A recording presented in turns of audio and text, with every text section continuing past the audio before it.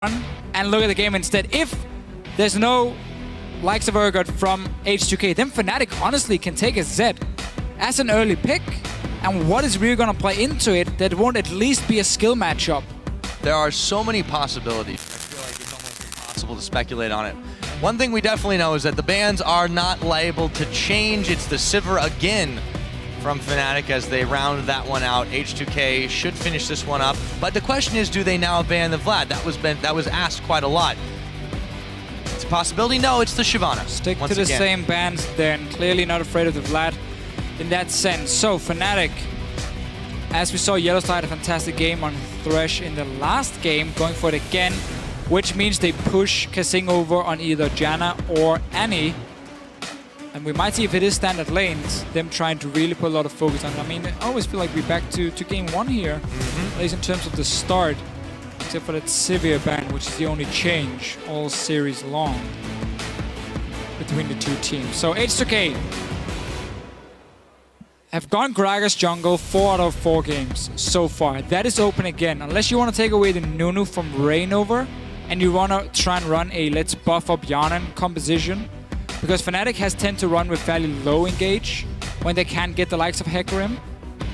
And that's where if you buff up your AD carry, if you run like a hyper carry setup where you have a lot of protection, a lot of peel for him, let's say Nunu Janna in this situation, it's very tough for Fnatic to get onto him in these team fights. It looks like they're not gonna wait for Zed to be locked in, and instead Ryu gets it. One of his all-time greats, I guess we can say. Ryu has been a fantastic Zed player back in Korea. And Yarnan gets himself a Jinx. Fnatic, looks like we might have an answer Taunting right a little bit, maybe. If they go for the Diana, I'm not sure about that one. No, Cho'Gath is good against Zed in the laning phase. You know what else is good against Zed in the laning phase? Urgot. It's very true. Well, Urgot at least is fantastic later on in the game against him. Whenever Zed goes in, you just swap him around, you stack a massive amount of armor, and he's never going to kill you in that sense. Let's see what Fnatic wants to do. We had the Vladimir top lane beforehand. It worked better for Huni, but nearly everything in the world would have compared to what he played in the first few games. He lost the lane, however, fairly hard to the Sion pick from Odoamne, which is still open in this situation here. But he managed to pick up so many kills in team fights, which was the big turning point for him. But that was not started by Huni. That was started by Fibib and getting that first blood in the mid lane. And they will take the Cho'Gath into Zed matchup here, which a lot of the best Zed players in the world say this is a very tough one for Zed to play.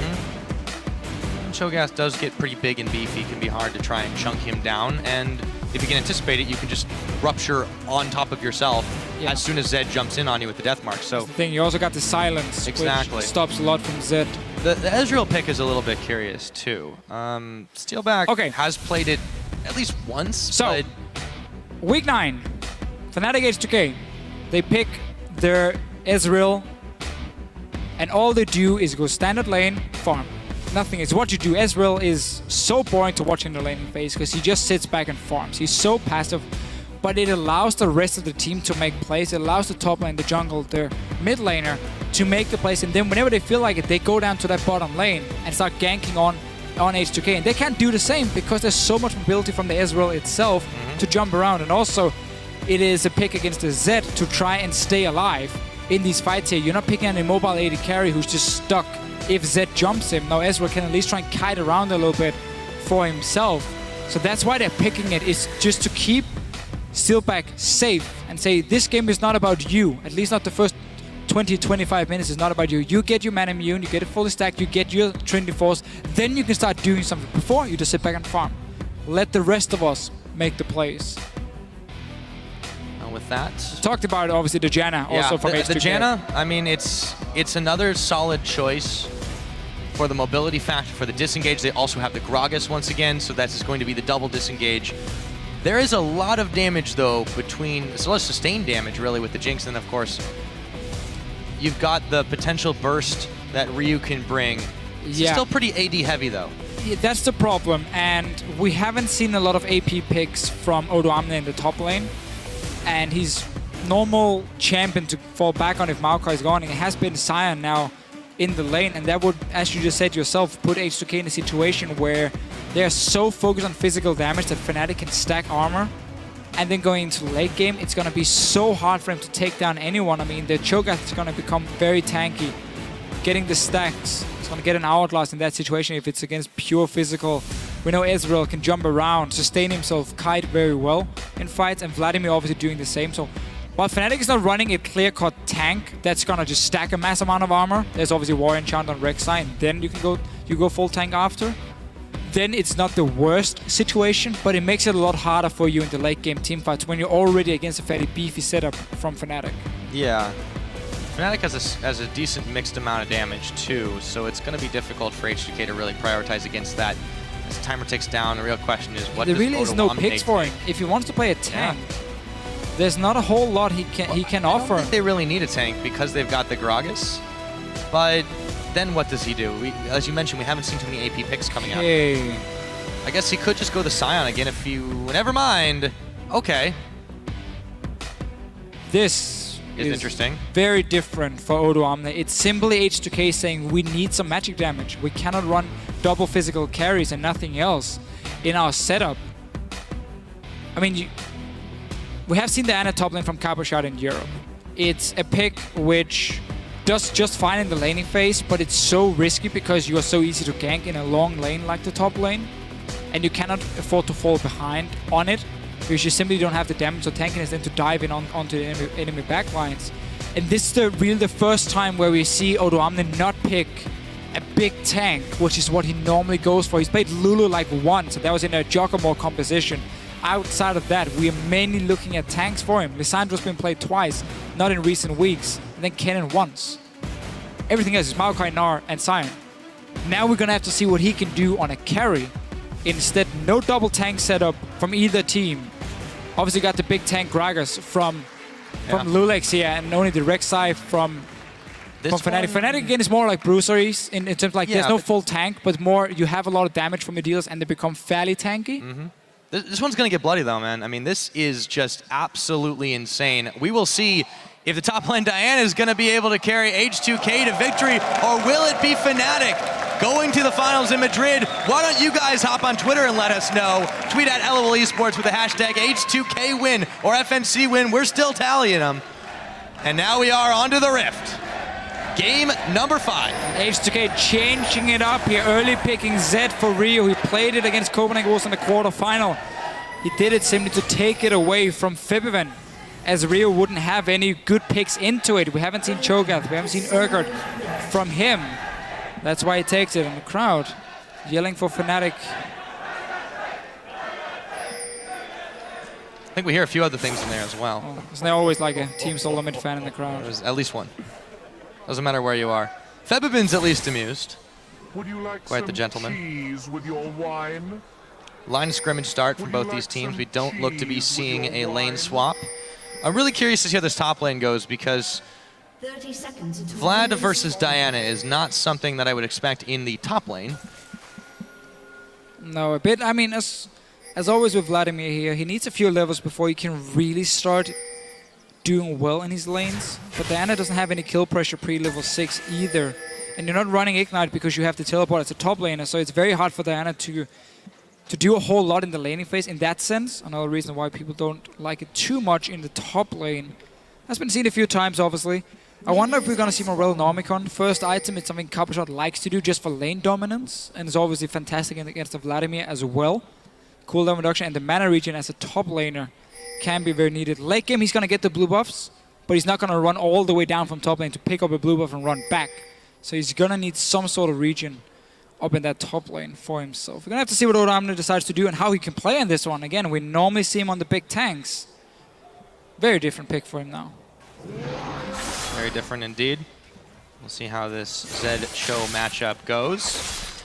In the mid lane, and all the while, Odoamne has actually gone ahead and started on the Raptor camp.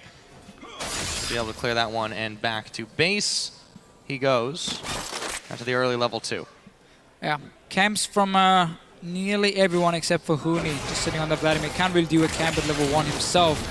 Down the bottom lane here, they're even in terms of XP. No, Steelback got close to all of them. He didn't get the small one, but he got the big one on his own. So he's going to hit level 2 very fast. Once he kills one more minion, it should be enough for him. But H2k are getting the push on this one. gets the level 2 as well, starts zoning away. A very good spot to deny a little bit of farm. Yellow Star obviously a bit of XP away from hitting level 2 himself. Only Steelback is going to get it. There we go. There he goes.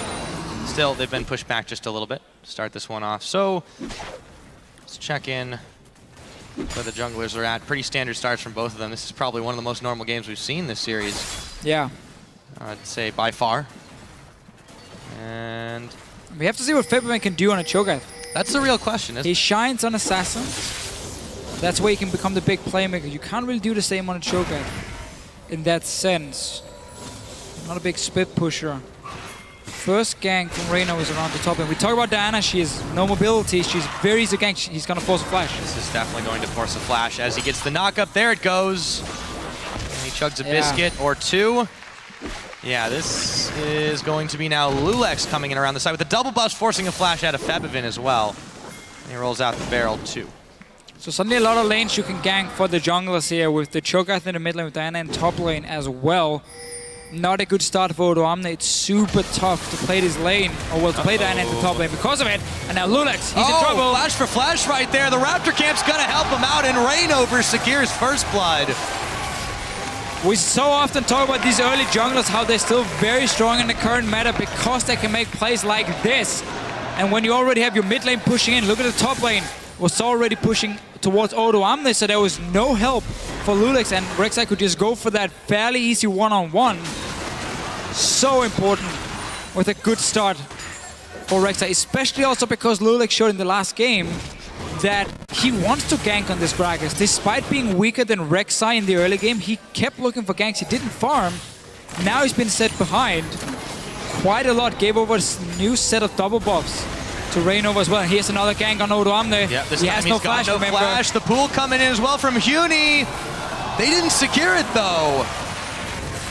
Just a little too soon to back off. Forced him back anyway though, which is the important one of this, or from this gank. Diana top lane so far under a lot of pressure because you got this Rek'Sai pick from Rainover, who's so aggressive in the early ganks. Starting to get a little bit tough for the H2k lanes. The bottom lane for them has actually done quite well. They've been forcing Steel back away from this farm. This is just the harassing power of the Jinx Janna lane. Now they push the wave up to the tower, start taking a few shots at it as well. And as you mentioned, Steelback, not going to really be doing much there, but just trying to stay safe. Lulex gets a shot nipping at his heels as he dashes away from Rainover. So risky what Lulex is doing. If he goes in for a gank and he gets counter-ganked with no flash, he's dead 100%. Rek'Sai is going to destroy him. But yeah, as we talked about in champs, like this Ezreal pick is just Fnatic saying, you know what, Steelback, you sit and farm, do nothing else, we just do standard lanes, and then we make plays on the top side of the map. Already giving one kill, the forced flash from Odoamne as well on that top side. So very clear what Fnatic has been doing in the early game. They have to worry about this bot lane tower going down if there's enough time for H2k to just keep pushing it in, because this lane is not going to turn around. Steelback is going to go back and get it here, so he's not going to have any combat stats, and he's going to lose the lane even harder. And then it's up to H2k to push in this tower here, get it as early as possible, so they can rotate the Jinx around and start getting global gold that way. Is the thing. They continue to pressure Odoamne in the top. Let's see if they can pick him off. This time they can. It goes over to Huni. Oh, and the crowd just loves it. The only way for Odoamne to stay safe is if Lulex puts focus on getting the Rift Scuttler on the top side and then helps him ward as well. So you block this entrance into the Baron, but that's not been taken at all. So there's simply no way for Odoamne to stay in the lane. Either you have to sit in your own tower, or you can expect to get ganked. Every single time you have no mobility in a long lane, very tough for him. And they have brought Ryu and Lulex down to this bottom side to try and get a dive on. There is going to be the death mark onto Steel back as he tries to make his escape. He does. Yarnan goes forward, actually takes a lot of damage. H2k try to make a move on the bottom side and it doesn't work. The only lane where H2k is winning is on the bottom lane. That's why they wanted to go for a kill and potentially take that tower. They need Yarnan once he gets his BF sword to start switching up and go to different lanes. Otherwise, Fnatic can just keep ganking on this Diana here in the top lane. He has not left this lane. No ulti though. But he's behind enemy lines, and he doesn't have any supply at the moment. Any help. Lulex looking to change that. But Rainover is in the area as well. Now he's going to go ahead and back. He has spent a lot of time here for no effect. Yeah, got the flash only from Steelback, and that was it. Now, they want to go back. You got that BF sword on the Jinx. You know what Ezreal is going to build, so you're going to win the lane. Can you do it fast enough? Top tower taking a lot of damage. We saw how Diana had to move mid lane to defend because of this play from Reno or from Rio. And really not looking good. Fnatic also winning the vote.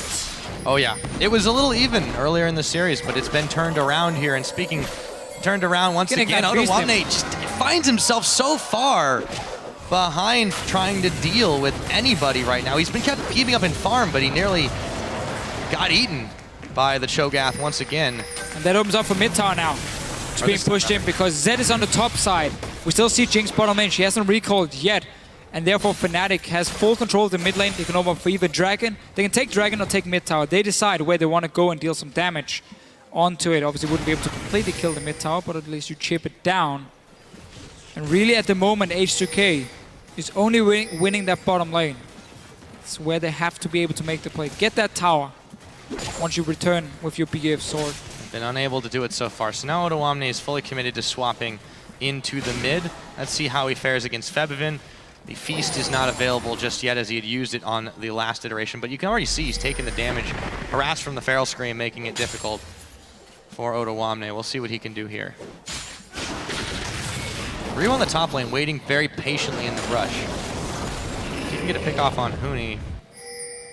Well, the thing is, Vlad can pull his death marks. So yeah, it's very, very difficult for him to really do that.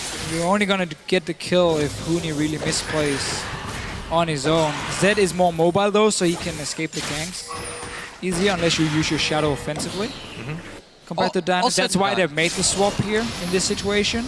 Oh, Yellowstar gets pushed back. He throws down the box, but Kasing's not too worried. There's a lot of minions that are causing Yellowstar some pain, but in comes Steelback, and Kasing can't make this play alone.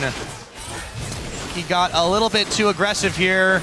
Shields on, dodging, but he can't dodge that auto attack. Steelback comes up with a kill. Was that a support staying close to the enemy tower on his own?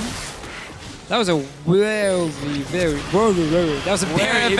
weird indeed. That's a very strange play from Kasing. Huni's bailing out after the death mark. It's gonna be Lulex going down. Huni soon to follow. Ryu now could be in some more trouble as Rainover picks him up. It's a double kill. Odoamne teleporting back in, and he dashes forward, but Rainover's already out of town. Yeah, mid lane being pushed in as well.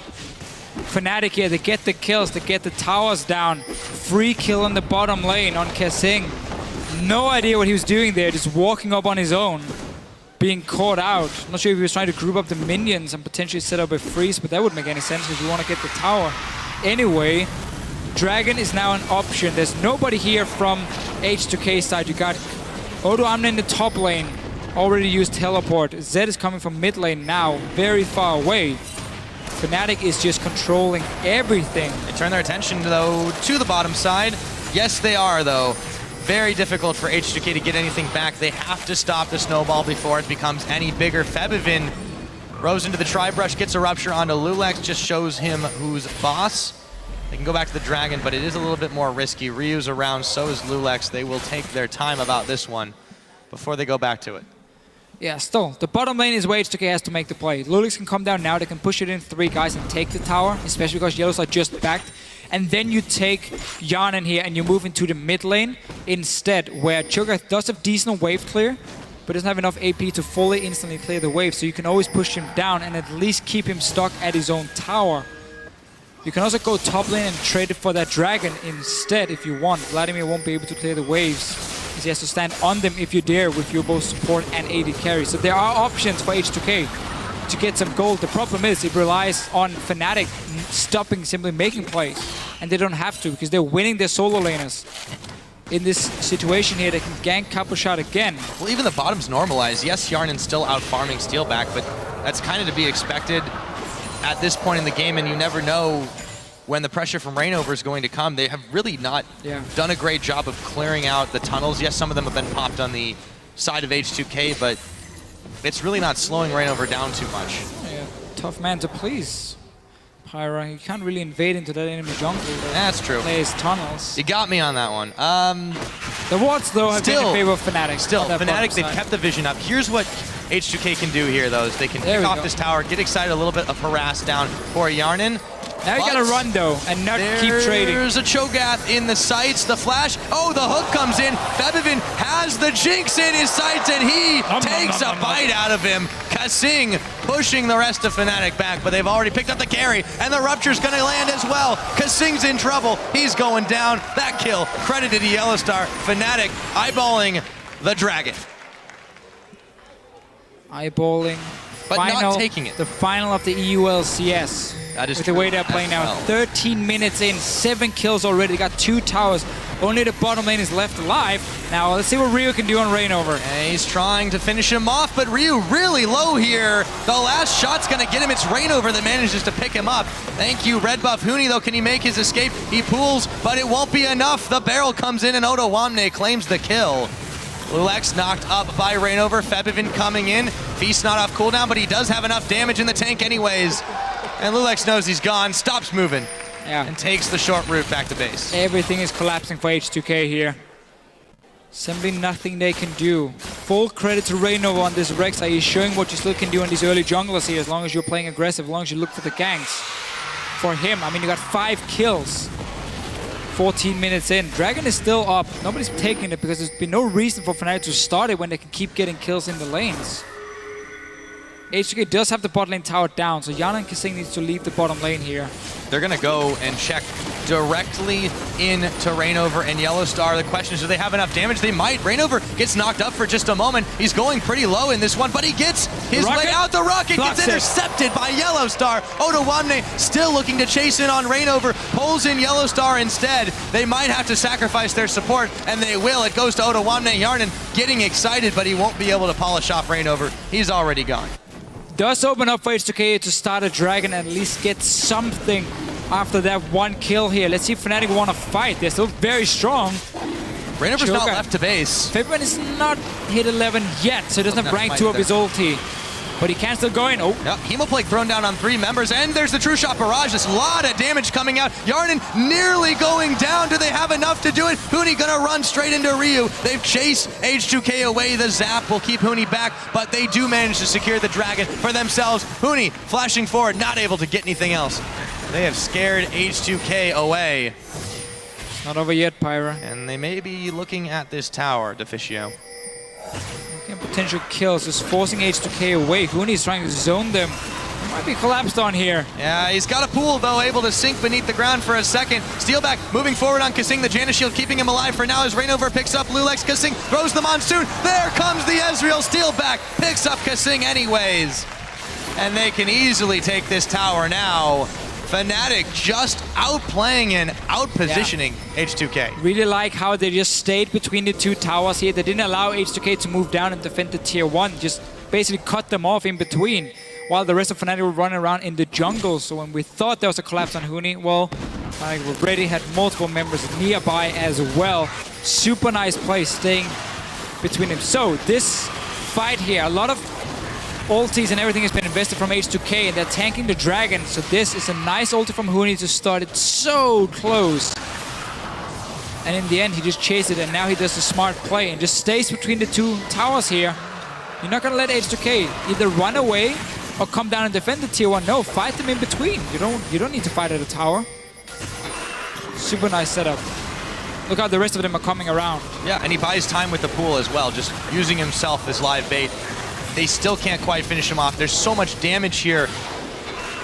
And Fnatic just come up with the better end of it. They grab everything they want and more. So 6,000 gold in the lead. They've got themselves a Dragon to the 0 of H2k, as well as 3 towers to 1. It's about 17.5 minutes into this one, Deficio. Fnatic are looking good. They've got their eyes on the finals in Madrid. Couldn't hope for more. They had a plan ready against Diana top lane as soon as it was locked in with this Rek'Sai pick for Reignover. 6 kills for himself. And also H2k, clearly, the way they've been playing in this game here, realized once they started dropping in the soul lane, it's like, okay, what can we do? We have to start making risky plays now. Otherwise, we're never going to get to a point where we get any gold if we don't start overextending in the lane. It cost them a few kills. They got the bot lane tower, but they've not been able to push anything after. Now they've swapped Yarn into that mid lane. Fnatic is ready to defend. They're ready indeed. Rooney catches sight of Lulex. Now Ryu there as well, backs himself away. We'll see what H2k can get off of this. It looks like nothing for now. Meanwhile, back in the mid lane, Yellowstar's not able to connect on a hook. Yarnin takes a lot of damage, but he gets out safely. So by going Iceborne Gauntlet here against the Zed, wants that extra armor for himself, more kite options as well to just stay alive in these fights. He knows there's enough damage on the side of Fnatic. Ohtawamne can't quite make the plan. Rainover, he takes the Lantern escape. Look at all the items here from them. We got the Spell, Vamp, Focus, Spirit Visage build from Vladimir, so he's going very tanky. Not a whole lot of damage from him, but enough. And then your job is instead just have super long team fights where you can keep sustaining yourself.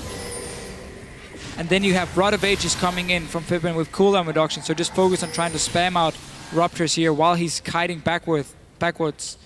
And then of course Iceborne Gauntlet, so very tanky. All the members, honestly, from Fnatic getting some sort of tanky stat early on, which is going to make it even harder for H2k to get any kills in the fights. He is collapsed on now by members of H2k. I think he knows he's not getting out of this one, even with the pull, but maybe he can get back to his team. No! Yarnin gets the kill, takes the brunt of the True Shot barrage, but he's still just fine. Definitely some much needed gold onto him. I'm not sure what's doing an answer. what Huni was doing. Yeah, I'm not sure either. Lanes.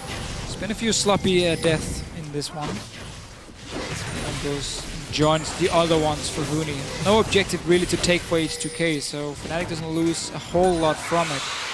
Other than it just slows them down. And when they're building all these tanky items, really just opens up for these long team fights for Fnatic, where as long as Zed doesn't pop a target with his ulti, which he won't be able to late in the game, he's not going to do anything in the fights, and Fnatic can just keep kiting around and wait for that Q to land from a choke and then you go in. Now, we often talk about the early Barons from Fnatic. The very early Baron. There's no vision from H2k. They've also got a Feast from Bebevin. He can take his time, walk slowly around the side, intercepts the Jinx rocket, but now they know that this is happening. The problem for H2k is it's far too late to stop it. Classic Fnatic. One pink ward is all they need. Plays it. If they see H2k move in, you just back away from it because you already control the map. And then you just take your chances. Really, Fnatic can do nearly everything they want here. They can go 1-3-1 split push. They can go 5-man together. They're strong enough to just force H2k away from a tower. And take it. The dragon is obviously going to belong to Fnatic as well. Yeah, only 20 seconds or so left on that one. H2k, they've got to stop this move forward, but the problem is now you've got Baron enhanced minions. You've got a lot of damage. Yarnin narrowly avoids that rupture. Fnatic just owns this map wherever they want to go right now. And I was talking about the Rek'Sai tunnels earlier. You can see some of those offensive ones starting to come into play big time for Rainover and the rest of Fnatic. Yellowstar Rainover starting off this dragon. Yeah, the only thing H2k can do at this point, if Fibin wasn't pushing the mid lane, was like go top here with 3 or 4 guys and try and take the tower. But it had to go so fast, and you can't do it if your mid lane hasn't been pushed out, and that's why Fibin stayed in there, pushing up to the tier 2. So that completely stopped H2k from making any plays and trying to trade it for that dragon. They've been starved of gold, really. Completely. They've not been able to get anything because Fnatic is always there to push them back time and time again. Now they have to worry about defending this bottom turret. Baron enhanced minions. So many members of Fnatic here. Yarnin getting caught on a line. That's going to be all she wrote for him. The True Shot barrage. Nyx Lulex in the back of the head. Ryu still trying to make a play on this turret, but he is going to trade at best an outer for an inner. Fnatic, they're not interested in stopping right now. Huni, meanwhile, back in the mid lane, still making it happen, and they are continuing to shove forward. They want to end this game as soon as they can. Deficio, inhibitor tower being fired down. 28.5 minutes. Bebevin grabs a midnight snack, and in comes Lex to try and push them all back, but it's not going to happen. Febiven picks up that kill on, or excuse me, Kasing and Yarnan have both gone down now. Yarnan just about to come back up, but the inhibitor is already down. Another inhibitor turret being fired down. Fnatic, forget a snowball, this has become an avalanche. Completely here. Fnatic really showing how good they are once they get that early lead. Showed it in the last game as well. Won the early game with Febiven getting that first spot and just used it to completely take over the map. Didn't give H2k a single chance of coming back. It's the same in this game here from Fnatic's side. 2 inhibitors Fnatic has managed to grab now. It is 23 minutes into the game. That's one of the earliest ones we've had this series. Fnatic starving H2k over and over again. They've got their sights set on this final. Ryu, Hemoplague's on, in comes the death mark as Huni continues to move for him, but Onawamne teleporting in too late. Huni comes up with a kill. And he continues to chase away Onawamne. H2k can't even make the solo outplays or even a 2v1. Let's see Fnatic. I mean, you don't really have to do a whole lot more. Just force a fight on the top lane. They've got the game in the palm of their hands at this point. Completely, obviously. I don't think it takes it would have too much of a brain to realize. It would have to be Fnatic. like the perfect positioning for H2k. Fnatic would just have to get themselves caught horrendously, but this game has been so one-sided in their favor after the start of it. They cannot be stopped in this push. They've just got so much damage. They're so far ahead for this point in the game. Respect to Kasing. He's still smiling, sitting there. He knows the game is basically done. And yet he's there, keeping it fairly cool. For H2k, the goal was to win, obviously.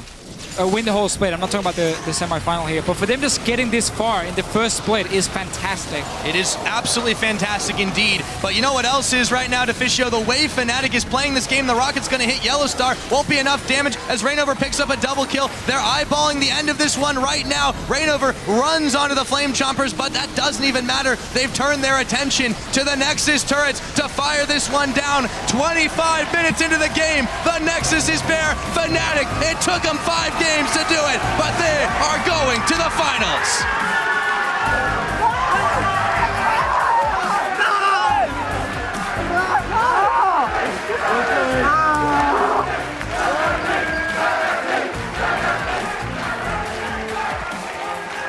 What can you say? Yeah, not a whole lot looking at the last 2 games. They were basically all about Fnatic and their fantastic ability to snowball an early lead. That's what they showed in these games here.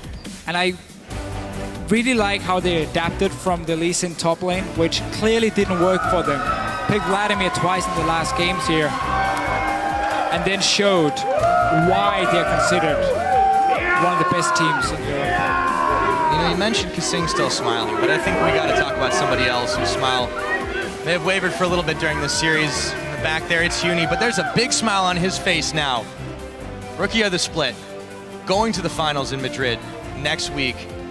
And you know what? That's the scary thing, because this quarterfinal wasn't about Huni at all. It was so much more about the rest of the Fnatic players doing so well. We talk about Febiven in the mid lane, winning his one-on-one against Ryu in that last game. Rainover with the early ganks on the Rex side, snowballing the entire map. Yellowstar and Thresh is making plays left and right. Like, these are the players you're looking at if you look at this quarterfinal, or semi-final, sorry, not quarterfinal. Huni did manage to show what he could do. He had a lot of bans, of course, against him, like Hecarim, Rumble, everything. He found his footing, though, in Game 4. But that, again, it's a scary thing that Fnatic, without him, can still be so aggressive on the map and make so many plays, and it shows how good the entire lineup is from them. Absolutely. I mean, we talked about it time and time again after we realized how strong this team had been put together as effectively from the ground up over the course of the offseason. But where they're at now, I don't think anybody could have expected it up until maybe halfway through the split. Yeah, they just look so dominant. Yes, they've had some stumbling blocks, but every one of the members on this team can really step up and play absolutely massive. And you could see over the course of that best of 5 that it really just went all around the board from Huni finding his feet after the 3 Lee Sin games, to Reignover's 9-0-2 performance on Rek'Sai right now. Absolutely huge for them. And it also shows the diversity of some of their picks as well. I don't think you can ban out anyone on this team. So we see the same style from them. I still think H2k's strategy of banning out Huni was fine because he was a lot less impactful compared to what we have seen before. And so in that case, it was okay. But it's just also Fnatic, if you look at like player for player, at least in this game here, are just so much better playing that early aggressive style. Tough to say after 5 games. Aggressive style. Everything is pretty much. And we have this setup here where Lulex against Reignover is very different styles of junglers as well in that sense. And Reignover, obviously with the Rek'Sai pick, helping him out, just got the better of Lulex in 2 games in a row now, which was a very important thing in the early game. Same style from Fnatic, all game, all series long.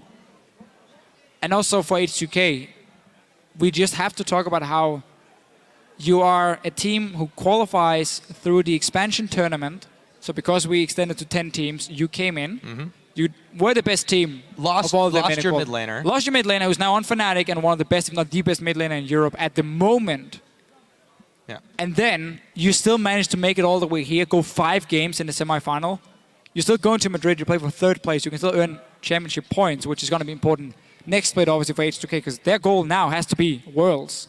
It has to. I mean, they've proved over the course of this split, coming from the Challenger Series through the expansion tournament into the LCS and making some roster changes, that they can compete at the highest level here in Europe. So, I mean, it's got to be absolutely massive for them to have made it to this stage. They'll be fighting for that 3rd place spot. Still a lot of championship points on the line in that situation. But yeah, I mean, you can't take anything away from them. They've got to be proud for that. Oh, for sure, for sure. I think we can just say for both Fnatic and H2k, they surprised everyone with the expectations before the split. And now Fnatic is in the final, well deserved to them. H2k has to face either Unicorns of Love or SK for 3rd place. And on that note, now we're going to go and head back to the analyst desk where Shox and Quickshot are standing by to talk to our first LCS Spring finalists of 2015. Take it away. Thank you so much, Pyrotechnics. We are joined by Yellowstar, Febevin, and Huni of the victorious Fnatic, who we will see in the finals over in Madrid. Well, the fans have been standing by the minute you stepped on that stage, and they haven't let off. Bora, first maybe asking you, did you expect that the series would go as it eventually played out with 5 games and 3 of them very close for comfort? Going into this match, we knew that it was going to be difficult. We had a lot of strategies planned, but the meta shifted into a weird way, I would say. So we were not sure of what to play and all of these things. So we were kind of prepared, but it seemed that they were like playing really solid and they were like ready to face that. So yeah, I think they played really well in that series, and being able to pull the games with our standard plays made it way easier than the strategy with 2 smites. And yeah, we were really prepared against H2k to play a long best of 5. It definitely showed. First of all, congratulations, because the double smite, you know, it was difficult. I have to ask Huni the question, why was your Lee Sin good or bad? I think Lee Sin with smite, just I want enemy jungler cannot, we want just cerebral control, so maybe it's but it worked out. It worked out. You wanted to control Lulex. Were you very scared of Lulex in the jungle, or what was the strategy, Huni? It was just take my red, try to take our red, and then go counter. It was counter gank, counter jungler, but it's not happen. So it's not. It was not that good. So our just plan was really good. Yeah. So we used to listen, and then after 3rd game, his listen is so bad in this case. So we changed our draft. So yeah, you did, and you picked Vladimir, and you did so good on that. I want to turn to Febevin this one as well. Of course, that mid matchup is so incredibly hyped, and then in the first game, your Cho'Gath falls a little bit flat. How did that make you think about the rest of the series? Because you still went back to it in game 5. In the first game, we didn't really know what to do because they lane swapped, and I never played in this situation, so I really didn't know what to do. So I was really useless this game, but I just told my team that I want to play mid lane, and then I can perform, and yeah. Yeah, because that is your role in the end. I want to touch on the mid lane matchup because for us, Ryu has stepped up, but it was in the quarterfinals that he has showed a higher level of play than he had in the rest of the split, even though that was already on quite a high level. Did you feel a difference in facing him now than you did in the rest of the split? I feel like he's been playing really good like all the time. His laning phase is really good because I actually struggled and I lost my lane in 2 games, I think, in creeps. So I think he's a very good player and I look forward to play him. Well, it worked out very well, and you know, definitely bouncing back from those Cho'Gath plays. I want to turn to Yellowstar one more time. You were the only European player to qualify for every single LCS final. First of all, congratulations for that. Secondly, how is it that you were able to build a top 2 team from complete scratch? What is it that made you able to find the players that you did and put together such a powerful squad? Well, there is no secret to that. But first of all, I mean, I must be lucky because I always end up like being with such talented guys that are willing to play and that are I don't know. I mean, I could just like choose teammates that are supposed to be good, and then maybe I cannot match them personally, but I'm having fun every day with them. I mean, everyone's so motivated. They want to play. They want to win. We have the same goals, and I mean, we match up perfectly. So I think it's really good, and I'm really lucky. And I can just say thanks to them for joining the adventure in Fnatic, and the future is going to be bright with them. I'm pretty sure. The future is definitely bright, and maybe the common denominator is that you are such a stand-up guy, so it all falls in place around you. In today's match, there was one player, though, that really stood out when Fnatic backs were against the wall, making the key picks and going huge in-game forward to keep the series alive. Today's MVP for us, Fnatic's Febiven. Congratulations. For us, it was the entirety of the best of 5. Our eyes were on the mid lane, and we feel that you stepped up. I have a quick leading question. Playing against H2k, the team that you left after you helped them qualify to the LCS, and then having such a stand-up performance against Ryu, 1v1ing him in the mid lane with that Zed. Talk me through how you felt playing against your old team and one of the legends of mid lane League of Legends. For me, it doesn't really matter who I play against, so I didn't really have a nerves before this game. Even though last time we were gonna play H2k, I was really nervous, but this game I just felt that I was confident. I was really playing good, and I just snowballed. Yeah, it showed fantastic, and congratulations on that MVP. And to nobody's surprise, today was filled with top-tier play, and you all watching took note. Our big play is from @UnoMikits, who tweeted, "Holy moly, that super mega death rocket from Fnatic Steelback, killing Diana. Thanks to Febiven Calculato." This is your LCS big play of the day. To the top side. We'll see what can happen as the rocket isn't needed. Febiven comes with a pick on Kasing, but he still gets a kill. Flashes, and then Steelback, I believe he's like, he would almost hit Kasing. Oh, he would actually have hit him. And But then he gets that. another one. Huni, you got a big smile. Do you like seeing those plays? Oh, I didn't see in game when I in game, but really so funny this one. Yeah, didn't know fantastic it. shot. Fantastic shot by Steelback. Now with one spot at the finals filled, let's pull up the bracket of our playoffs. Fnatic takes the first spot in the finals in Madrid, and then we'll see who they'll be playing. It'll be the Unicorns of Love or H2k-Gaming playing tomorrow to see who will be the other finalist and who will be playing in that 3rd or 4th play match. And by making it to the finals, Fnatic has earned at least 70 championship points towards qualifying for this year's World Championship, while H2k has secured at least 30. Yeah, so it's important to note that Fnatic can earn as many as 90 points if they win the split. If they lose, it'll be 70. H2k, if they win 3rd place, can take as many as 50 points. And again, remember the 3 ways to qualify for the World Championships. You either win the summer split, you get the top amount of championship points, or you win the regional qualifier. Those are the 3 ways. Yellowstar, how do you plan to qualify for Worlds? Winning summer split or getting the most championship points, seeing as though you're poised in the final in the spring split? I think I'd go for another title. I mean, like we're working really hard every day, and yeah, obviously our goal is to grab as many wins as we can. And I'm playing with winners, so they really want to go for this, and I believe that we have to do it this way. All right, keeping your eye on another title hit for you. We'll fill in the rest of the bracket tomorrow when the #1 seed HK-Gaming faces off against the LCS newcomers, the Unicorns of Love, in a best-of-5. I'd like to get your predictions because this will, in the end, be the team that you'll be playing for that title. Maybe Huni, who do you think will win SK-Gaming Unicorns of Love and why? Sorry?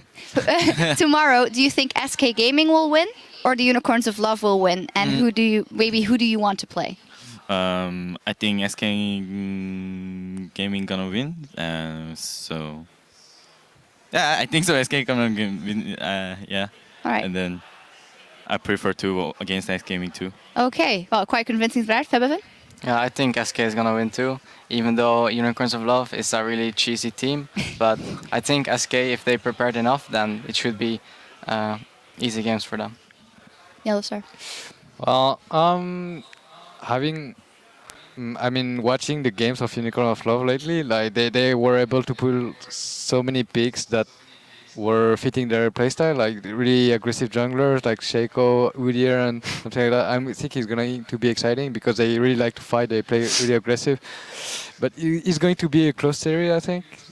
But I'm going to give it to SK as well. SK in the end as well. 3 votes. Maybe Trevor, you want to pitch in or you don't want to do I find it hard to argue against it, but I do think there is a real chance Unicorns could surprise if they pull out the Gouda, as Leviathan was saying. It worked against Gambit. It could work against SK as well. Yeah, I call it on PTL for the Unicorns of Love, but I think it's going to be really, really close. And I mean, Fnatic Unicorns of Love would be crazy, but Fnatic SK Gaming, all fantastic finals if they happen. Well, that best-of-5 is happening tomorrow, same time, same place, 5 p.m. Central European Time. That is 8 a.m. Pacific. And just about wraps it up for us here in Berlin. Stay tuned because there's more League Championship Series playoffs coming your way as a North American 2nd seed Cloud9 prepares to face off against Team Liquid for a spot in the Spring Finals, as we see that everything is getting underway and the fans are getting warmed up. It started raining here. They at least still have a little bit of sun. But before we hand it over to our friends over there in Los Angeles, let's take a look back at today's highlights. The